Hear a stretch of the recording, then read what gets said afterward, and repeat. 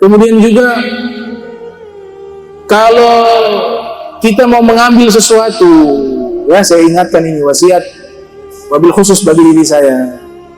Karena ini perkara yaumul hisab ini dihitung perkara-perkara walaupun kecil. Kita anggap remeh padahal nanti terdata di yaumul kiamat. Kalau lewat di rumah orang ada pohon-pohon mereka, gak boleh diambil kecuali minta izin dulu, walaupun hanya daun, walaupun hanya satu ranting, ya. Nabi Isa alaihissalam lewat satu kuburan, ada yang diazab dalam kuburan, ada yang dapat nikmat dalam kuburan. Yang dapat azab ya orang jahat, dapat nikmat orang baik. Tapi ada satu kasus yang aneh yang dilihat oleh Nabi Isa. Ada satu orang duduk, diazab tidak, dapat nikmat juga tidak, hanya duduk begitu. Bingung Nabi Isa. Ini surga, taman surga, raudhah min riyadil jannah. Ini hufratun min hufari niran.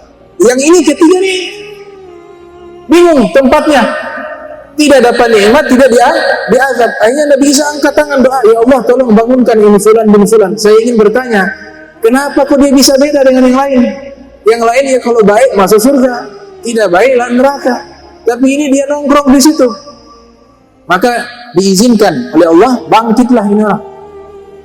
Nabi Isa bertanya, engkau ini termasuk ahli jannah apa ahli nar? Penghuni surga atau penghuni neraka? Karena hanya dua tempat saja, surga neraka.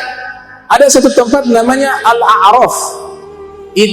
Al-A'raf itu tempat transit sementara. Nanti di hari kiamat kan ditimbang amal kita. Kalau amal baik lebih berat surga, dosa lebih berat neraka. Tapi ada kasus juga seimbang. Amal baiknya 50%, amal jahatnya 50%. Karena seimbang 50-50. Hanya ditransit di Al-A'raf. Tempat namanya Al-A'raf. Makanya nama surat Al-A'raf. Tempat transit sementara. Bukan dia tinggal di situ, tidak. Sementara. Sementaranya kenapa? Menunggu Nabi Muhammad. Kalau Nabi Muhammad mau tolong dia masuk surga. Kalau Nabi Muhammad tidak mau menolong dia tempat di neraka. Itu namanya Al-A'raf. Nah ini orang di dalam kubur, tidak masuk surga, tidak masuk neraka. Apa amalmu? Dia katakan apa? Saya ini orang soleh, ahli ibadah, orang baik. Saya sebenarnya tempatnya di surga. Coba engkau lihat itu, ada pintu surga. Nabi Isa lihat betul ada pintu surga. Cuma pintu surga punya namanya apa? Gagang pintu itu ada satu ranting pohon menghalangi, tidak bisa terbuka. Kata Nabi Isa, sudah berapa lama? Dia bilang sudah hampir 300 tahun. Mau buka tidak bisa. Sebutkan dalam kitab Nawadir Al-Imam Qalyubi. Kira-kira ini bagaimana masalahnya? Aku bisa begini, aneh ini. Kata Nabi Isa. Maka dia ceritakan, dulu saya punya tempat ibadah khusus, situ saya ibadah. Saya tinggalkan maksiat. Waktu saya ibadah full. Satu ketika ada yang undang saya makan ke rumahnya. Maka saya datang ke rumah orang tersebut yang mengundang makan. Dijamulah dengan daging kambing, daging domba. Maka saya makan. Selesai saya makan, pamit keluar pulang, mau menuju ke tempat ibadah. Biasa habis makan daging kan ada yang nyangkut. Jadi dia mau buka itu susah. Dia lewat di pinggir jalan, dia lihat ada satu rumah, ranting pohonnya ada keluar. Ini perspektif tasawuf ya. Kalau fikih panjang lebar, Abu Hanifah bilang boleh, ya, karena dia masuk ke jalan umum. Tapi perspektif tasawuf kita ini hati-hati dalam hukum. Dia ambil itu satu ranting pohon milik orang tanpa izin, satu ranting pohon saja. Untuk apa? Mencongkel dagingnya di giginya. Selesai dicongkel daging tersebut, sudah dia pergi tanpa sadar. Dia tidak menyadari perbuatan itu salah. Meninggal dunia. Ketika meninggal dunia, pintu surga Allah sudah bukakan. Saya mau masuk, tiba-tiba ranting pohon itu datang, dia tutup. Sampai 300 tahun belum bisa terbuka. Maka wahai Nabi Isa, saya minta tolong kepada engkau, cari yang punya rumah itu, izinkan dia menghalalkan biar saya bisa nikmati surga. Itu kata dia seperti itu. Kata Nabi Isa, kalau sudah 300 tahun sudah meninggal. 300 tahun sudah meninggal. Ahli warisnya, bisa jadi ahli warisnya masih ada. Dipanggil murid-muridnya, wahai murid-murid, coba cari rumah. Coba sifati rumahnya di mana? Dijelaskan rumahnya di sini, tempatnya di sini. Seperti ini rumahnya, pohonnya begini. Dijelaskan secara spesifik. Murid-muridnya pergi. Alhamdulillah ketemu, tapi sudah cicit, bukan pemilik rumahnya, cicitnya. Dikatakan Nabi Isa memanggil engkau ke kuburan. Ada hal yang penting. Maka ahli waris tersebut ikut murid-muridnya Nabi Isa pergi ke kuburan.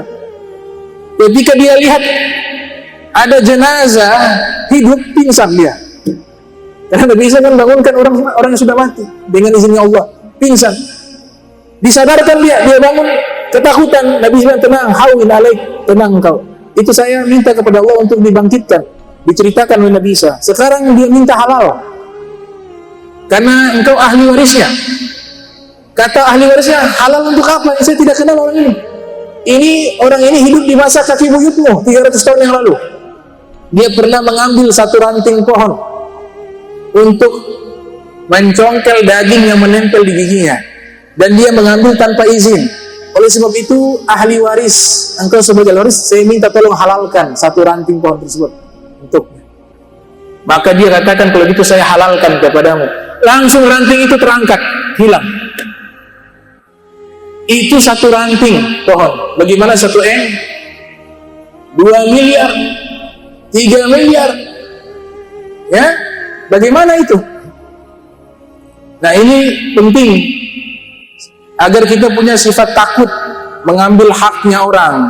Ya, Imam Bukhari, terakhir saya tutup. Imam Bukhari itu tidak sengaja panah, latihan panah, tidak sengaja panah itu mengenai dinding rumah tetangga. Ada lubang kecil.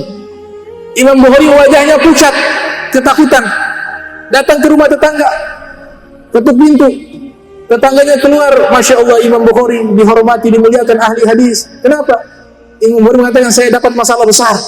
Masalah apa, Imam Bukhari? Saya sudah menzolimi dirimu. Heran. Zolim apa? Itu dinding rumahmu. Saya panah, ada lubang itu. Saya minta ganti rugi, biar saya bayar berapa. Yang penting itu bisa saya ganti. Orang tersebut lihat, lubang kecil, halus. Oh, gak apa-apa, yang saya maafkan, hanya sedikit saja. Gak boleh, harus saya ganti. Saya tidak mau nanti masalah di hari kiamat gara-gara lubang ini bermasalah di yaumil kiamat. Saya tidak mau. Nah, ini sudah dibilang ganti, dibayar. Baru Imam Bukhari wajahnya berubah normal lagi. Ya, yang tadinya pucat. Inilah para ulama, rasa takut kepada Allah. Innama yakhsyallaha min ibadihi ulama.